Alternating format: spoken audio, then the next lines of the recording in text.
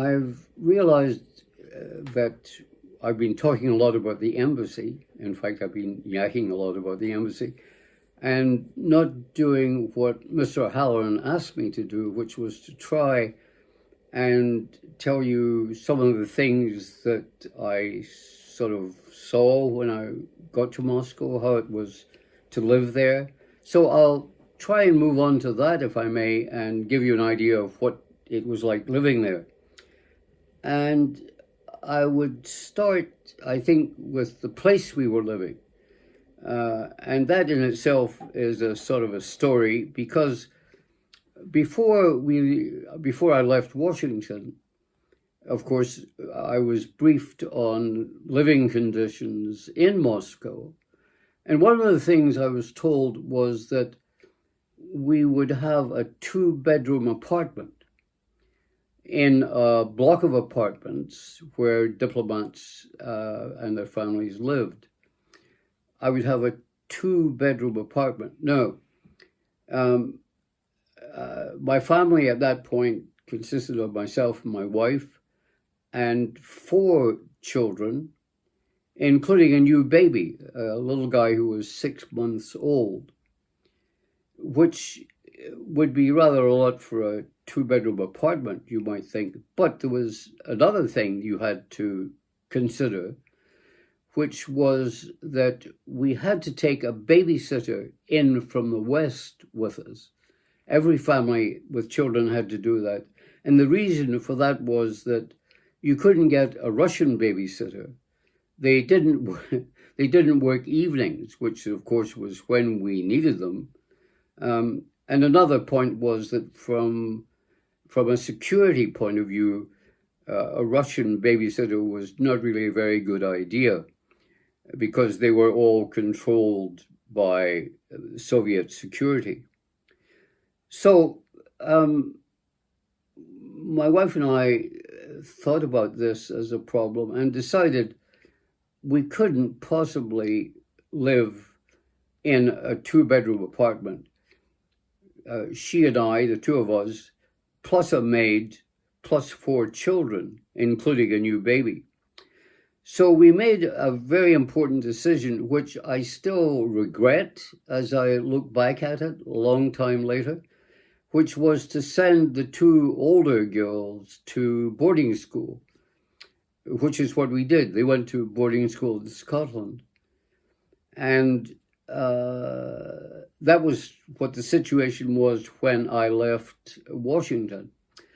When I arrived in Moscow, I found that the housing situation had changed completely. And the reason for this was a very sort of Russian reason, I think. The apartment building that I was supposed to live in and get the apartment in had started collapsing. And the reason for that was it had been built over a metro tunnel. And so it was becoming dangerous. So the Russians had to find us new apartments, and that is what we ended up in. And the new apartment was in a new block of apartments that had been one of many blocks of apartments that were being built in Moscow at this time.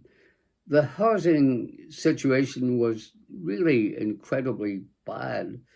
I mean, you would see in downtown Moscow, you would still see old wooden houses that must have been built in the 19th century, I think, and were still being lived in. So the leader at the time, the Soviet leader, decided to have a really crash housing program, and he had a lot of buildings, a lot of new apartment buildings put up. And as I say, we were in one of them. We were living on the 8th floor of a 9-story building. And what they had done was really put 2 Russian apartments together to make an apartment for us. So we had plenty of room. There was no shortage of room. The apartment had other problems, let me put it that way. One was roaches. Russia, Russia is a place that has got a lot of roaches. It's difficult to escape them. So one of the things we had to contend with a good roach population in the apartment. But that was not all.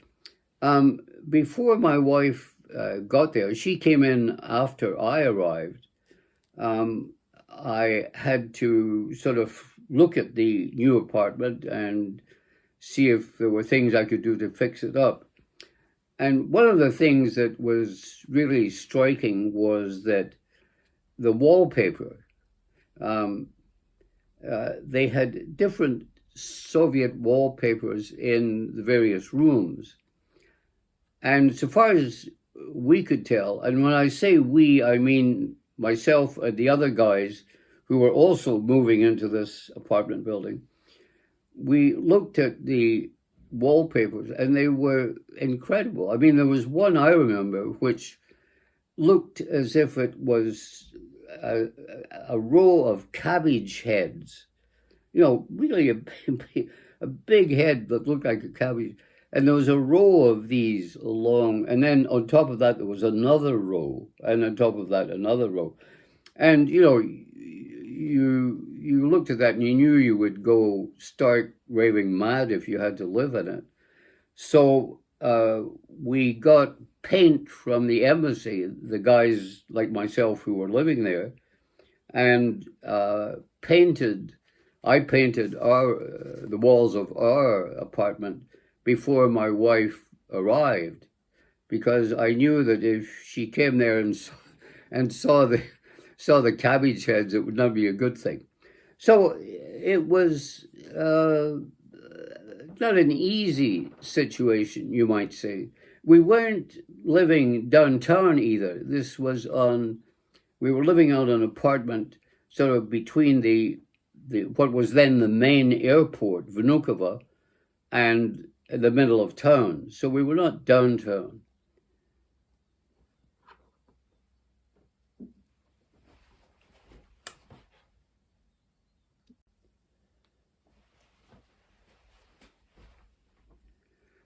It occurs to me that I don't think I've mentioned the dates the dates when we reached Moscow. And maybe I should mention that we got there in 1959 and we stayed there until 1961. So it was a couple of years. And then I wanted to say something about my first impressions of Moscow itself, not the apartment we lived in, but the city. And I should say I had been terribly excited about the idea of getting to Moscow. I'd been working on Russian and I'd been working on Russian area studies, and I was really, really interested in getting there and sort of fascinated by the thought that I was there. And then I have to say that when I got there, it was a total disappointment. And I find it hard to explain. I don't know what I was expecting when I got there, but I was struck from the very beginning by the dullness of the place. I mean, it was a drab place. Buildings were drab. The color seemed to be gray. People were drably dressed. The clothes were really very poor-looking clothes, men's and women's. They were sort of various shades of gray. The whole thing was gray on gray on gray, if you want. And not long after I got to Moscow, I decided that I wanted to see something that I knew looked good because I'd seen pictures of it. And that was, of course, Red Square. And not long after I got there, I decided to go down and look at the square, take a look at it carefully. And so I decided to go down by taxi. The embassy was situated on one of the ring roads around Moscow, so it was maybe 10 or 15 minutes by cab from Red Square.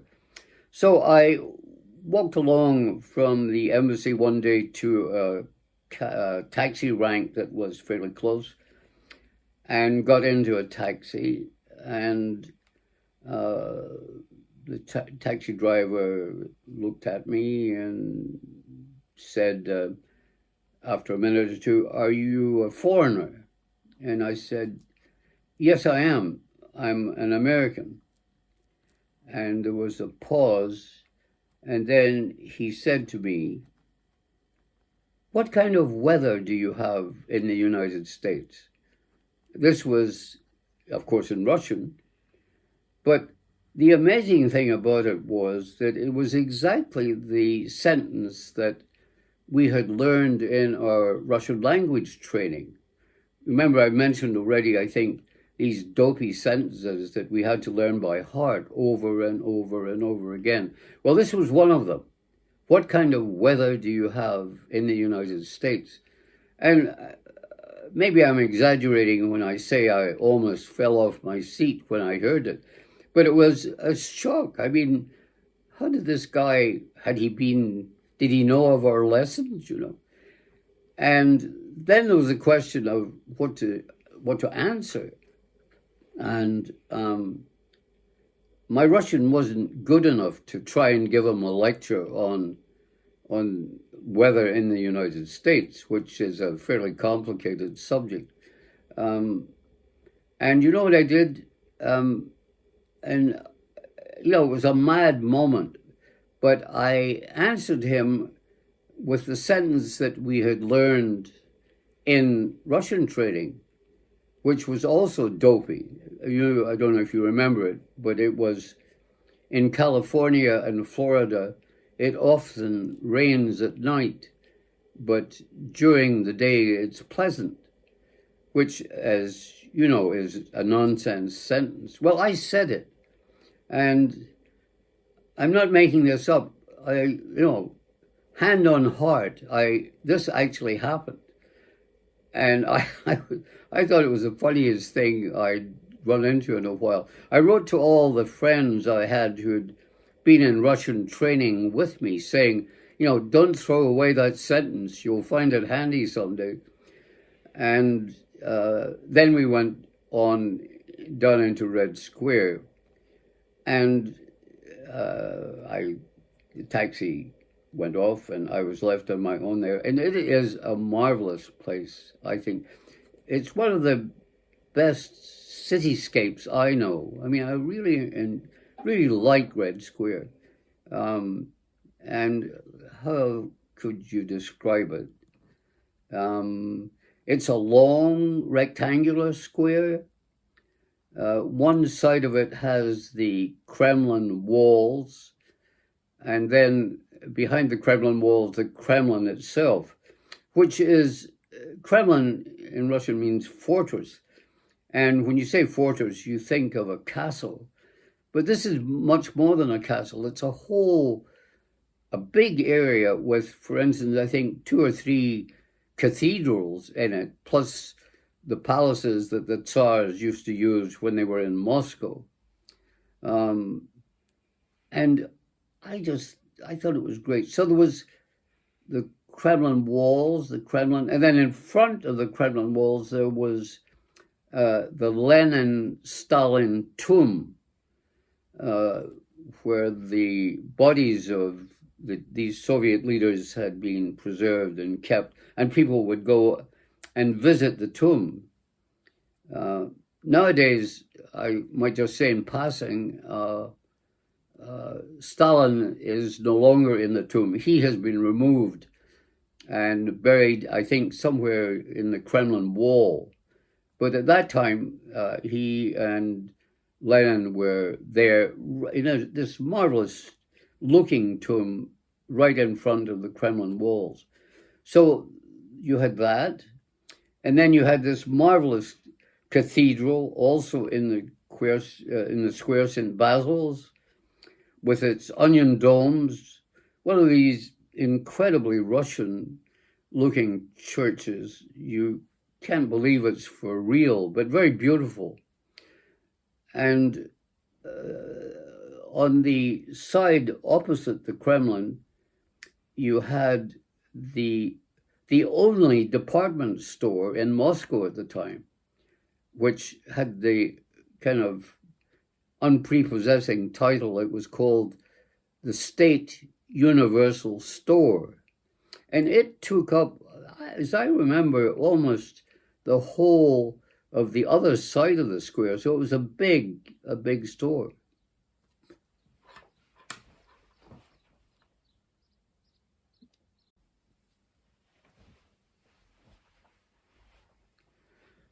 I think when you go to any town you don't know, sooner or later you start walking along looking at shop windows. And I eventually started doing this. And I should say quickly that there were no privately owned shops in Russia at this time.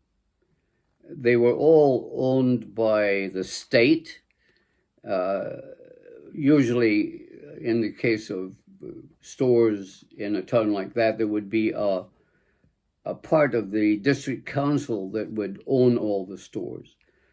And there would be collectives, as they were called, as a grouping of stores, say all the grocery stores, all the bread stores, all the milk stores, and they would be, each would be a separate collective. There would be the bread collective, the grocery collective. And the local council would appoint managers for the stores, and they would hire and fire people. They would set the hours of work and also the wages. So no private stores at all. And when you looked at these collective stores, I remember looking at the shop windows of a clothing store. And you know how it is, window displays are the things that catch your eye. They're meant to catch your eye. And so you would look in, I remember looking at a clothing store window, and I'm not kidding, it looked to me as if the window display hadn't been changed in about 20 years. It was sort of fly-blown, and the colors had faded. And then when you went into the store, there was nothing that anybody from the West would want to buy. It was cheap, but it was terribly poor clothing, just incredibly poor. Later on, I don't think they had them in Moscow at this point, but there were different stores called dollar stores. And these were stores that were completely stocked with Western goods. You could only buy them, though, if you had dollars or another hard Western currency to buy them. And so Russians were always anxious to buy dollars. As I say, I don't think there were dollar stores at this point in Russia. But eventually they were in all the communist countries. We saw them in Warsaw and Prague, for instance. In any case, shopping was not really great fun, you might say. It didn't bother me much because I was working my socks off in the embassy. But for the women in the embassy, my wife, Margaret, and her great buddy, a gal called Mary Smith, whose husband Paul and I had been in Russian training together, they would go out occasionally and just try the stores. And they had one, I thought, kind of funny story about going into the huge department store, the only department store at the time in Moscow, down in Red Square, the State Universal Store. And Margaret told me one evening when I came home from work, she and Mary had gone down to the store and had wandered through it and seen absolutely nothing that they would want to buy. I mean, literally nothing. But they'd wandered on, and eventually they came to the fur department. And they were looking at the furs and wondering about them, and they saw a fur they didn't recognize. And there was a sales girl there who came over to them, and they didn't have any, Margaret and Mary didn't have any Russian, and the sales girl didn't have any English. And what Margaret and Mary were trying to do was find out what kind of a fur it was. And they couldn't get anywhere until Mary had a brainwave, and she pointed at the fur and said, "Meow, meow, meow." And the sales girl said, "Da, da, yes, yes, meow, meow, meow."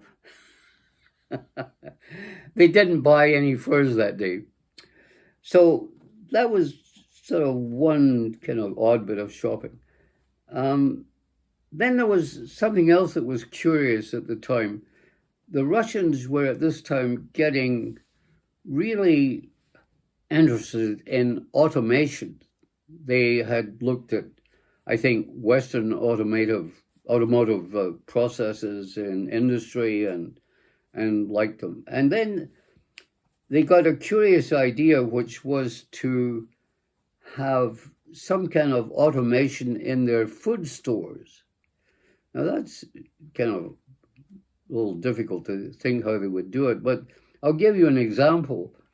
My wife and Mary Smith went into a bread store that had been opened quite close to where we lived.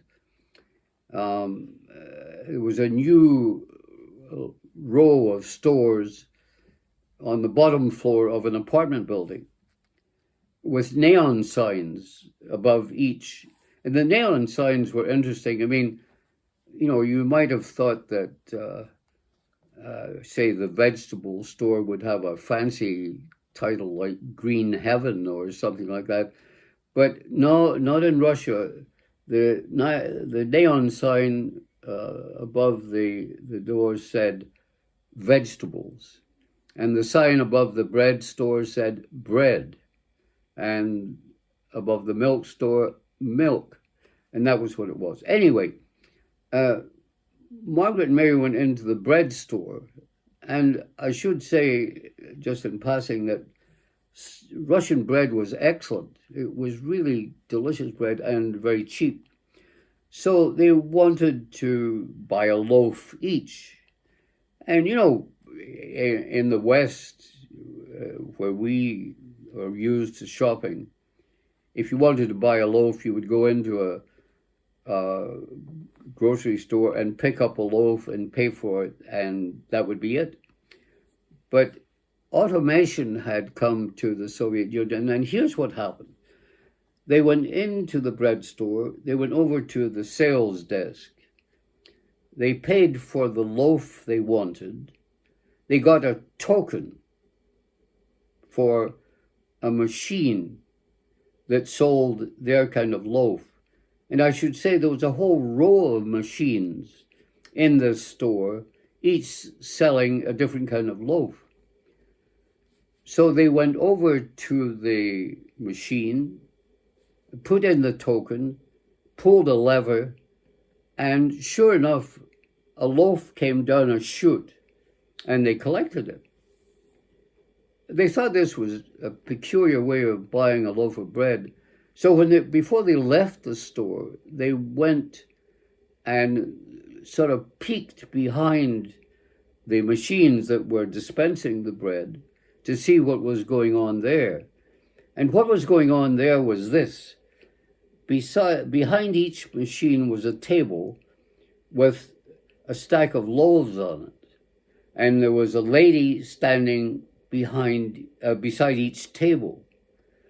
And what happened was, if somebody bought a loaf of bread, and the bread disappeared down the chute, the lady at the table would put in another loaf into the machine.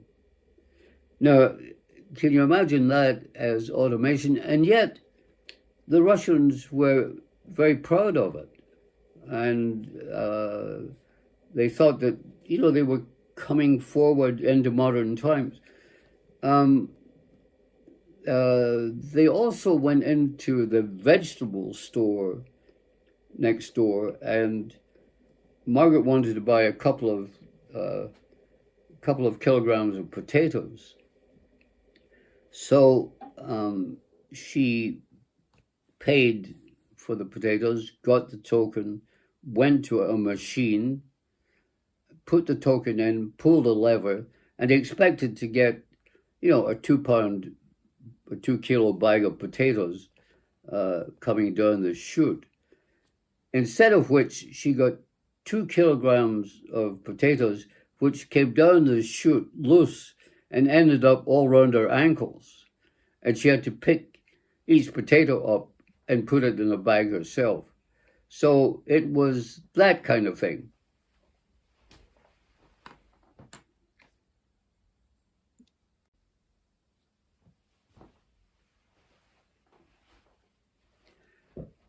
I haven't said anything, I think, yet on what you would call the lighter side of being in Moscow, but there was a light side.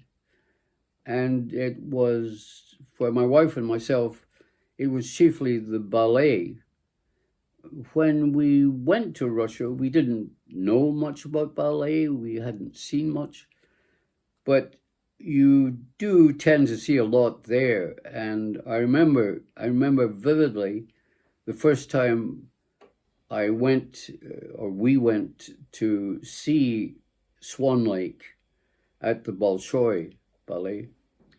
And it was in winter, and winter, dark, very cold, very miserable, very dark indeed. And then you go into the Bolshoi for the ballet, and you're in really a world of magic. You can see why ballet is so important to the Russians, because it creates a different world for them, a better world, a world of light and grace and beauty.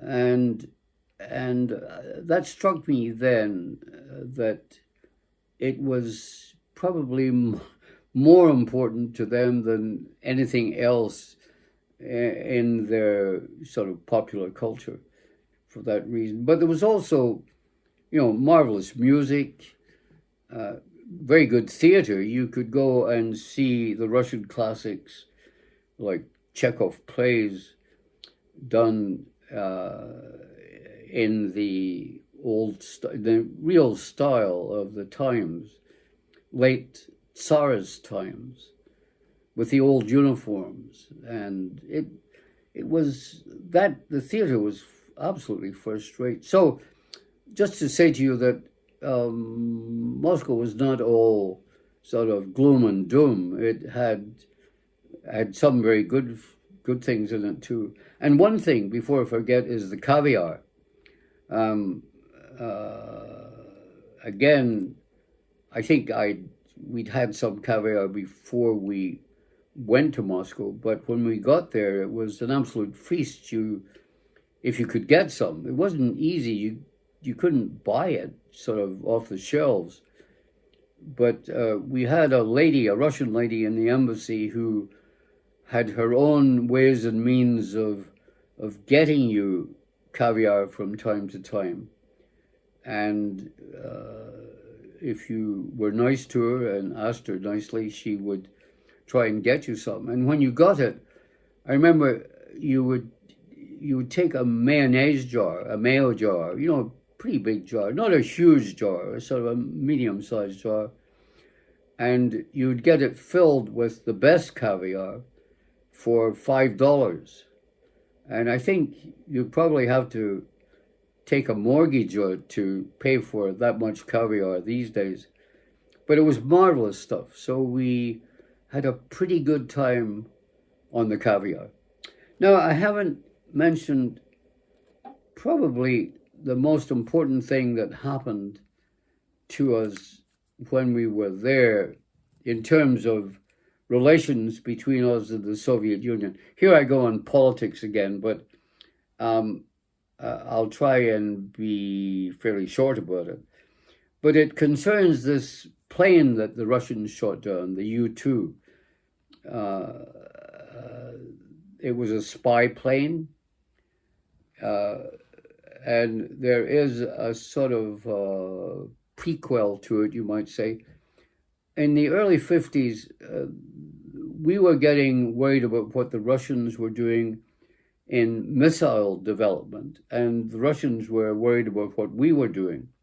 So we made a proposal to the Russians called the Open Skies Proposal, which was to let them fly unhindered over the United States, taking whatever photography they wanted of our missile bases and stuff, if they would let us do the same, fly over the Soviet Union unhindered.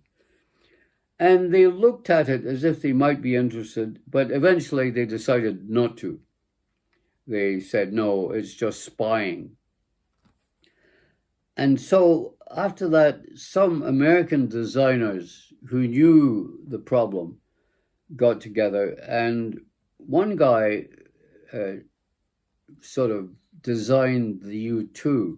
I'm not an aircraft guy. I don't know one end of a plane from the other, but it's been described to me as a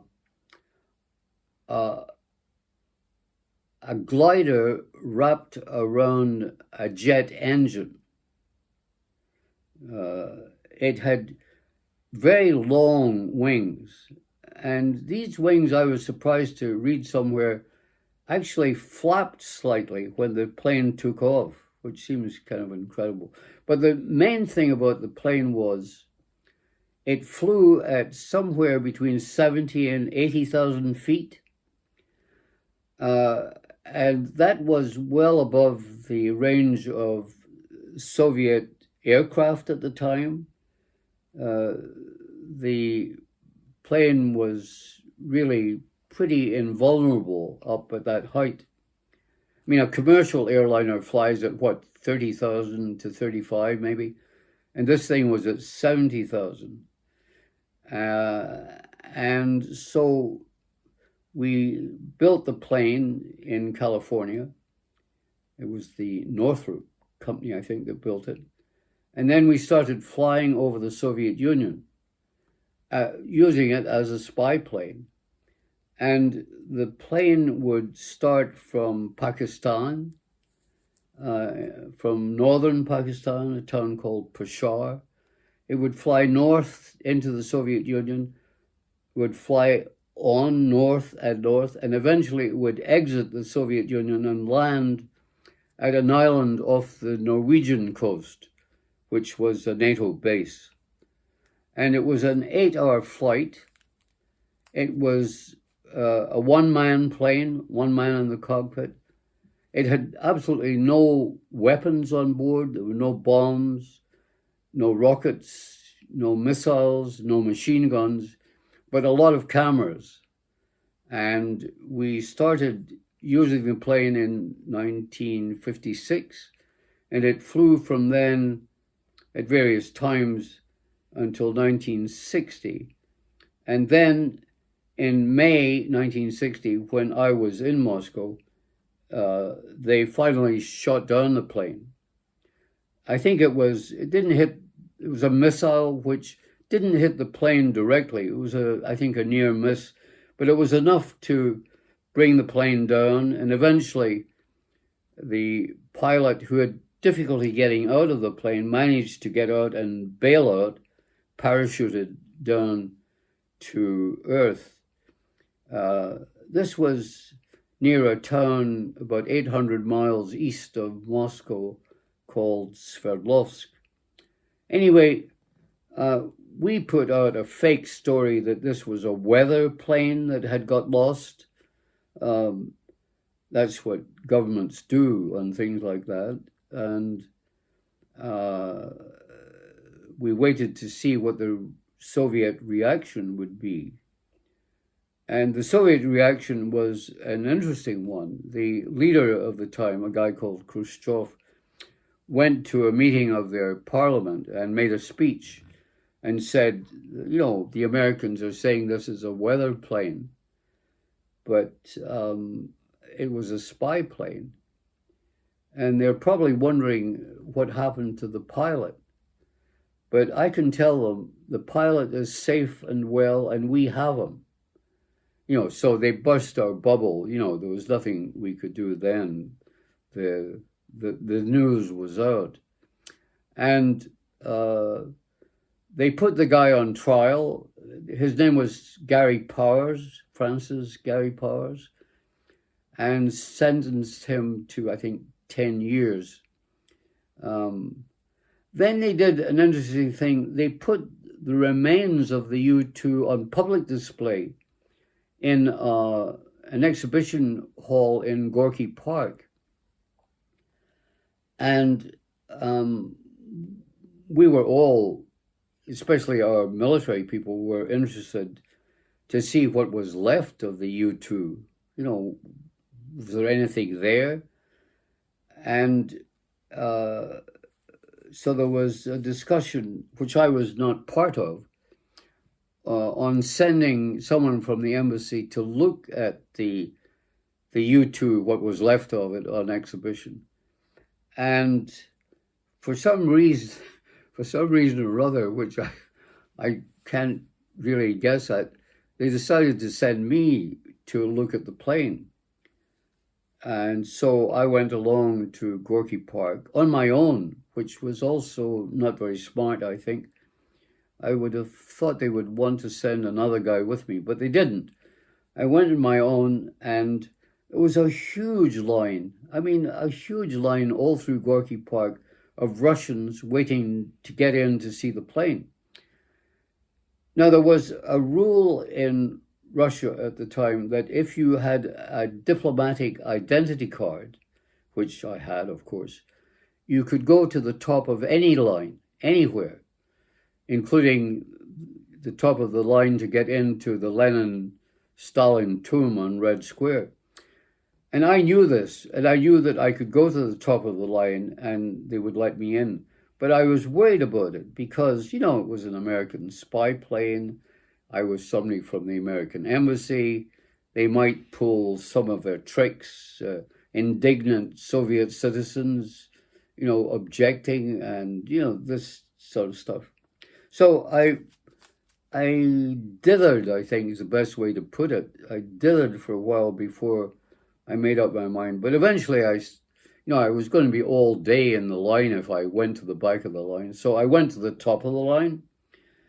And there was a cop there, as there always was, on any line, and I showed him my diplomatic ID, and he looked at it the way Russian cops looked at you in those days. He looked at the ID, and then he looked at me, then he looked at the ID, and then he looked at me again. Cold face, you know, absolutely no. And then he broke into a big smile and said in Russian, it was the equivalent would be, okay, be my guest. It's your plane.